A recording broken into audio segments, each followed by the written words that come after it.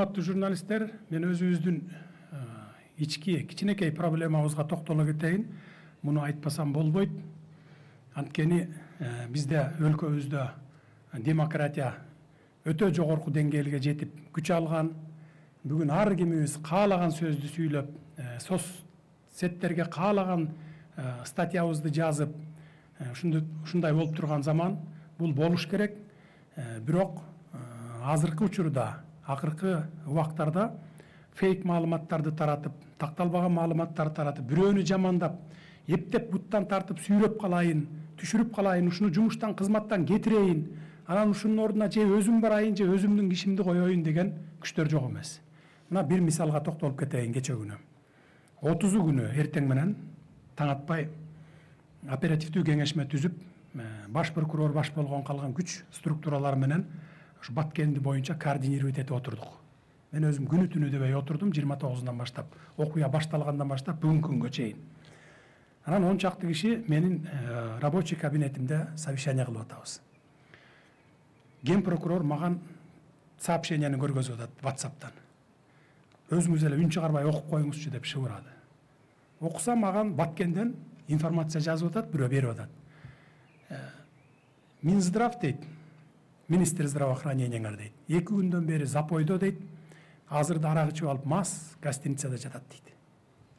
Жазды. Мен окудум. Алып туруп эле оперативдүү түрдө өзүнүн телефонуна чалсам албайт. Анан мага да ой кетти, ишенип кеттим.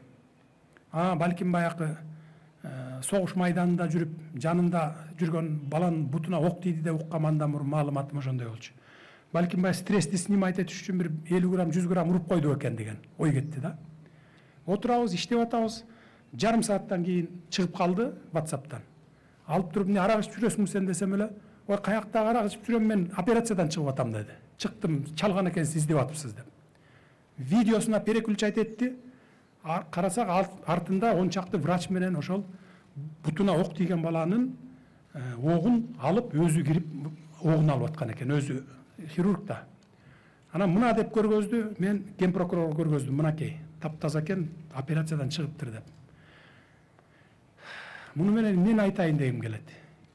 Мына ушундай фейковый маалыматтарды таратпай, бири-бирибизге ушундай кыйын кырдаалда бири-бирибизди жамандабай, бир жакадан баш, бир жеңден кол чыгарып турсак, ошондо биз жеңебиз. Ошондо биз жеңишибиздин аягына чыгабыз. Мен ушуну суранып кетким келип атат. Айрыкча ушу журналисттерден.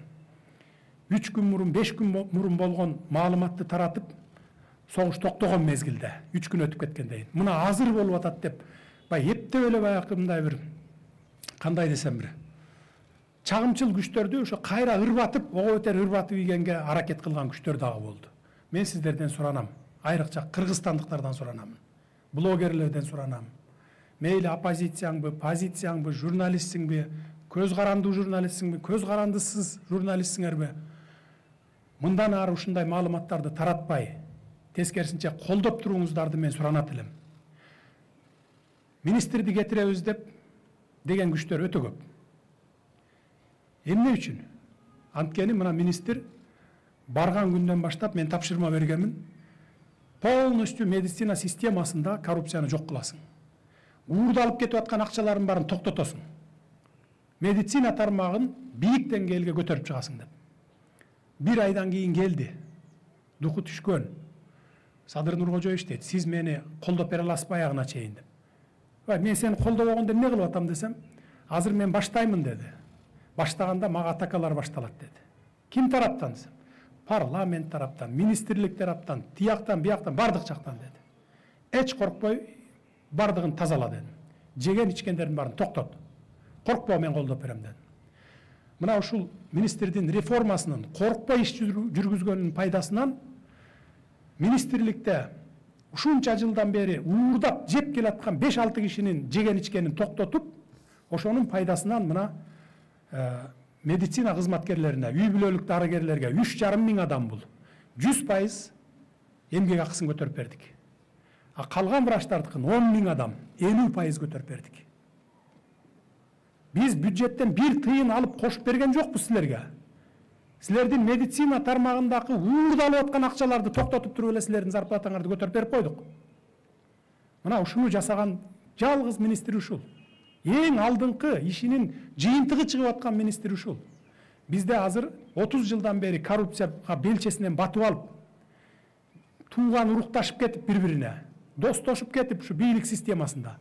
Анан ушинтип реформа жасаган адамдарга бут тозуулар, буттан тартып түшүрүп калайын деген күчтөр абдан көп болот экен.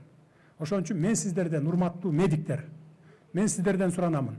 Башкалары колдобосо дагы, сиздер министриңерди колдоп берип тургула. Ишти аягына чыгышына чейин. Мен дагы колдоп берип турамын. Аягына чейин турабыз. Мына ошондо гана сиздердин медицина тармагында, жекеле медицина тармагы эмес, бардык министрликтерде биз реформаны жасайбыз.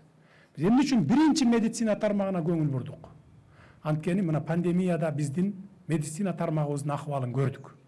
Ошон үчүн эң биринчи кезекте ушу медицина тармагына көңүл буруп атабыз. Мына бүгүнкү жыйынтыгы дагы ушул. Мен сиздерден дагы бир жолу суранамын. Бир жакадан баш, бир жеңден кол чыгарып, колдоп тургула. Министриңерди эле эмес, жалпы өкмөттүн ишин колдоп тургула.